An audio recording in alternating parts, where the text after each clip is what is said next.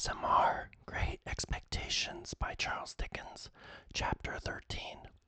It was a trial to my feelings on the next day, but one to see Joe arraying himself in his Sunday clothes to accompany me to Miss Havisham's.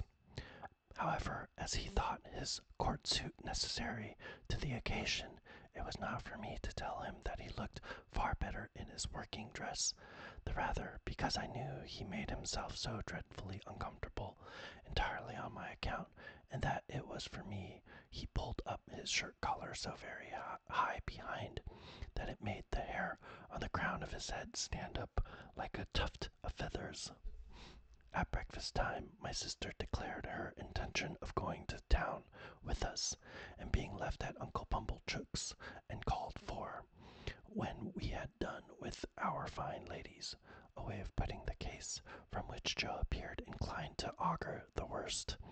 The forge was shut up for the day, and Joe inscribed in chalk upon the door, as it was his custom to do on the very rare occasions when he was not at work, the monosyllable "hout," accompanied by a sketch of an arrow supposed to be flying in the direction he had taken. We walked to town, my sister leading the way in a very large beaver bonnet, and carrying a basket like the Great Seal of England in plaited straw, a pair of pattens, a spare shawl, and an umbrella. Though it was a fine bright day, I am not quite clear whether these articles were carried penitentially or ostentatiously, but I rather think they were displayed as articles of property, much as Cleopatra or any other sovereign lady on the rampage might exhibit her wealth in a pageant or procession. When we came to Pumblechook's, my sister bounced in and left us. As it was almost noon, Joe and I held straight on to Miss Havisham's house. Estella opened the gate as usual, and the moment she appeared, Joe took his hat off and stood weighing it by the brim in both his hands, as if he had some urgent reason in his mind for being particular to have a quarter of an ounce. Estella took no notice of either of us, but led us the way that I knew so well. I followed next to her, and Joe came last. When I looked back at Joe in the long passage, he was still weighing his hat with the greatest care, and was coming after us in long strides on the tips of his toes. Estella told me we were both to go in, so I took Joe by the coat cuff and conducted him into Miss Havisham's presence. She was seated at her dressing table and looked round at us immediately. "Oh," she said to Joe, "you are the husband of the sister of this boy?" I could hardly have imagined dear old Joe looking so unlike himself, or so like some extraordinary bird, standing as he did, speechless, with his tuft of feathers ruffled, and his mouth open as if he wanted a worm. "You are the husband," repeated Miss Havisham, "of the sister of this boy?" It was very aggravating, but throughout the interview, Joe persisted in addressing me instead of Miss Havisham. "Which I mean to say, Pip," Joe now observed in a manner that was once expressive of forcible argumentation, strict confidence, and great politeness, "as I am married, your sister and I were at the time what you might call, if you was anyways inclined, a single man." "Well," said Miss Havisham, "and you have reared the boy with the intention of taking him for your apprentice. Is that so, Mr. Gargery?" "You know, Pip," replied Joe, "as you and me were ever friends, and it were looked for to put betwixt us, as being calculated to lead to larks." "Not but what, Pip, if you had ever made objections to the business, such as its being open to black and soot, or such like, not but what they would have been attended to, don't you see?" "Has the boy," said Miss Havisham, "ever made any objection? Does he like the trade?" "Which it is well beknown to yourself, Pip," returned Joe, strengthening his former mixture of argumentation, confidence, and politeness, "that it were the wish of your own heart. I saw the idea suddenly break upon him that he would adapt his epitaph to the occasion, before he went on to say, "And there weren't no objection on your part, and Pip, it were the great wish of your heart." It was quite in vain for me to endeavour to make him sensible that he ought to speak to Miss Havisham. The more I made faces and gestures to him to do it, the more confidential, argumentative, and polite he persisted in being to me. Have you brought his indentures with you?" asked Miss Havisham. "Well, Pip, you know," replied Joe, as if that were a little unreasonable, "you yourself see me put 'em in my hat, and therefore you know as they are here." With which he took them out and gave them, not to Miss Havisham, but to me. I am afraid I was ashamed of the dear good fellow. I know I was ashamed of him when I saw that Estella stood at the back of Miss Havisham's chair, and that her eyes laughed mischievously. I took the indentures out of his hand and gave them to Miss Havisham.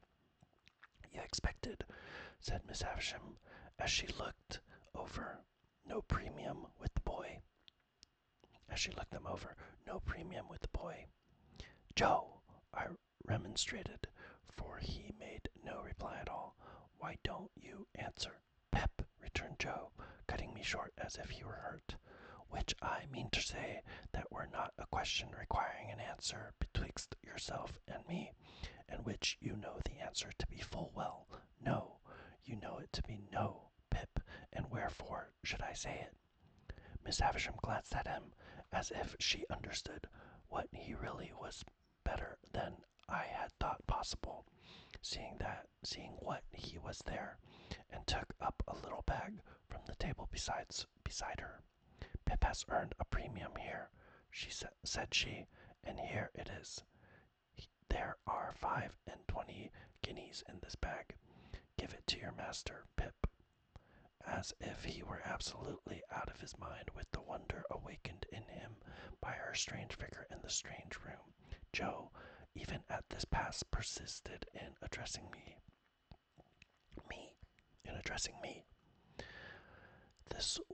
"This is wery liberal on your part, Pip," said Joe, "and it is as much received and grateful welcome, though never looked for, far nor near, nor nowheres. And now, old chap," said Joe, conveying to me a sensation, first of burning and then of freezing, for I felt as if that familiar expression were applied to Miss Havisham.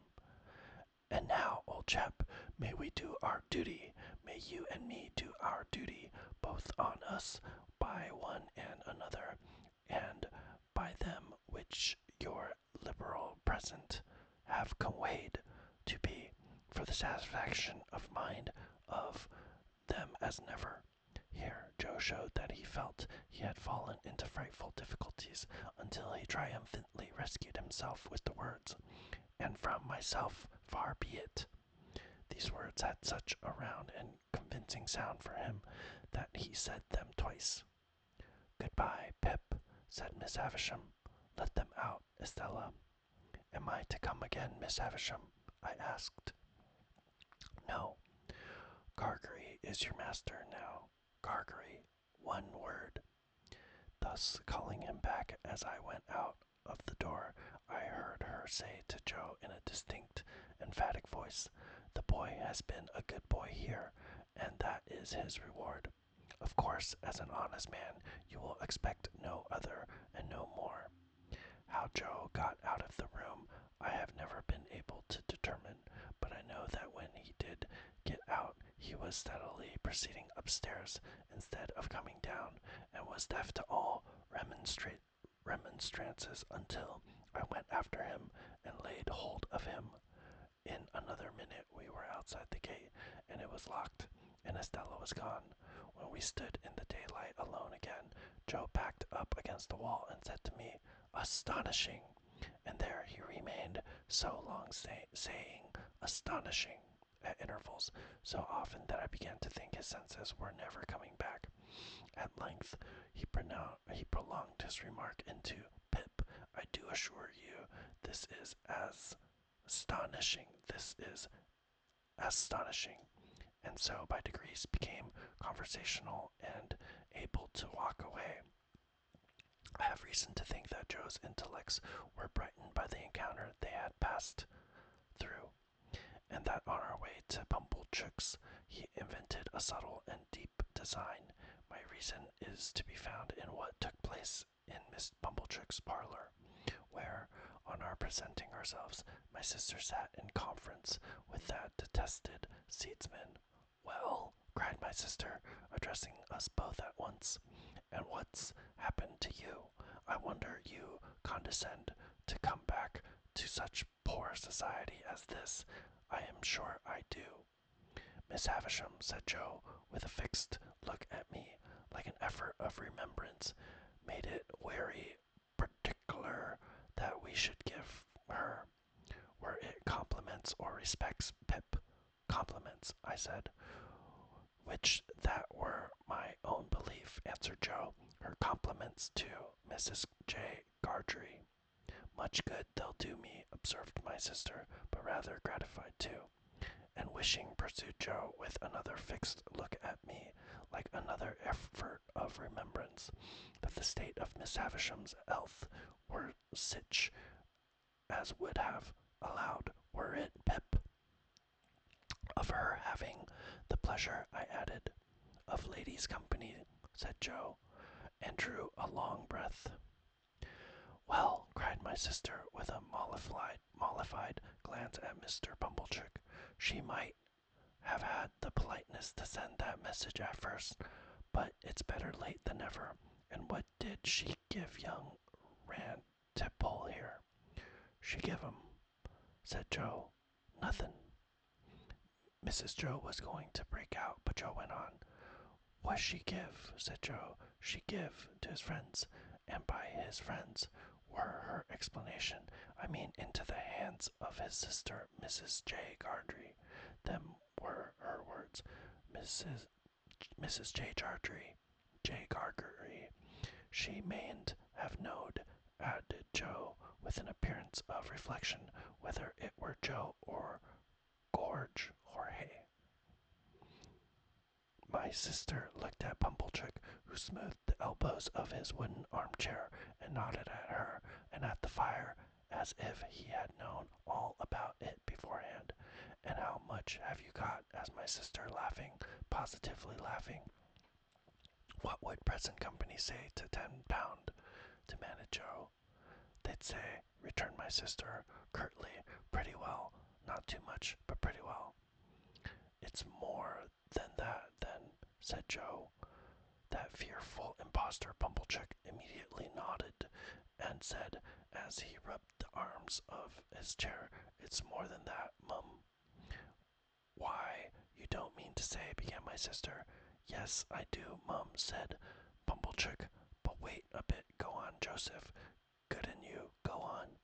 "What would present company say?" proceeded Joe, "to £20? "Handsome would be the word," returned my sister. "Well then," said Joe, "it's more than £20. That abject hypocrite Pumblechook nodded again, and said, with a patronizing laugh, "It's more than that, mum." Good again. "Follow her up, Joseph." Then to make an end of it," said Joe, delightfully handing the bag to my sister, "it's £5 and £20.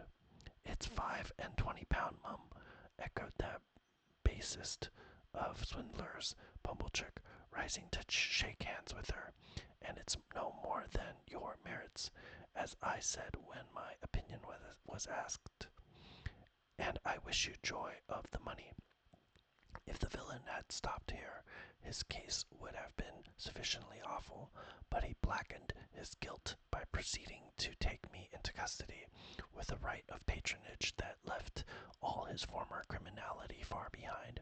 "Now you see, Joseph and wife," said Pumblechook, as he took me by the arm above the elbow, "I am one of them that always go right through with what they've begun. This boy must be bound out of hand. That's my way. Bound out of hand." "Goodness knows, Uncle Pumblechook," said my sister, grasping the money, "we're deeply beholden to you." "Never mind me, mum," returned that diabolical corn chandler. A pleasure's a pleasure all the world over, but this boy, we must have him bound. I said I'd see to it, to tell you the truth. The justices were sitting in the town hall near at hand, and we at once went over to have me bound apprentice to Joe in the magisterial presence. I say we went over, but I was pushed over by Pumblechook, exactly as if I had that moment picked a pocket or fired a rick. Indeed, it was the general impression in court that I had been taken red-handed, for, as Pumblechook shoved me before him through the crowd, I heard some people say, "What's he done?" and others, "He's a young'un, too, but looks bad, don't he?" One person of mild and benevolent aspect even gave me a tract ornament with a woodcut of a malevolent young man fitted up with a perfect sausage shop of fetters, and entitled, "To be read in my cell." The hall was a queer place, I thought, with higher pews in it than a church, and with people hanging over the pews looking on, and with mighty justices, one with a powdered head, leaning back in chairs with folded arms, or taking snuff, or going to sleep, or writing, or reading the newspapers, and with some shining black portraits on the walls, which my unartistic eye regarded as a composition of hardbake and sticking plaster. Here, in a corner, my indentures were duly signed and attested, and I was bound, Mr. Pumblechook holding me all the while as if we had looked in on our way to the scaffold to have those little preliminaries disposed of.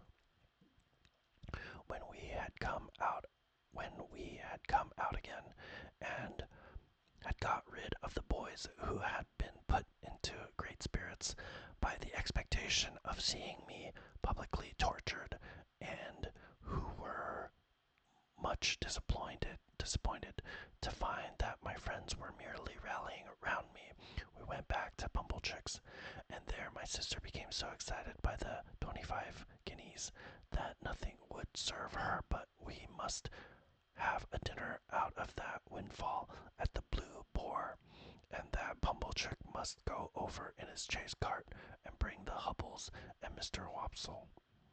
It was agreed to be done, and a mostly melancholy day I passed, for it inscrutably appeared to stand to reason in the minds of the whole company that I was an excrescence on the entertainment, and to make it worse, they all asked me from time to time, in short, whenever they had nothing else to do, why I didn't enjoy myself, and what could I possibly do then but say I was enjoying myself when I wasn't. However, they were grown up and had their own way, and they made the most of it. That swindling Pumblechook, exalted into the beneficent contriver of the whole occasion, actually took the top of the table, and when he addressed them on the subject of me being bound, had fiendishly congratulated them on my being liable to imprisonment if I played at cards, drank strong liquors, kept late hours or bad company, or indulged in other vagaries, which the form of my indentures appeared to contemplate as next to inevitable. He placed me standing on a chair beside him to illustrate his remarks. My only other remembrance of the great festival are that they wouldn't let me go to sleep, but whenever they saw me dropping off, woke me up and told me to enjoy myself. That, rather late in the evening, Mr. Wopsle gave us Collins's Ode, and threw his blood-stained sword in thunder down, with such effect that a waiter came in and said, "The commercials underneath sent up their compliments, and it wasn't the tumbler's arm." That they were all in excellent spirits on the road home, and sang, "O Lady Fair." Mr. Wopsle taking the bass and asserting with a tremendously strong voice, in reply to the inquisitive bore who leads that piece of music in a most impertinent manner by wanting to know all about everybody's private affairs, that he was the man with his white locks flowing, and that he was upon the whole the weakest pilgrim going. Finally, I remember that when I got into my little bedroom, I was truly wretched, and had a strong conviction on me that I should never like Joe's trade. I had liked it once, but once was not now.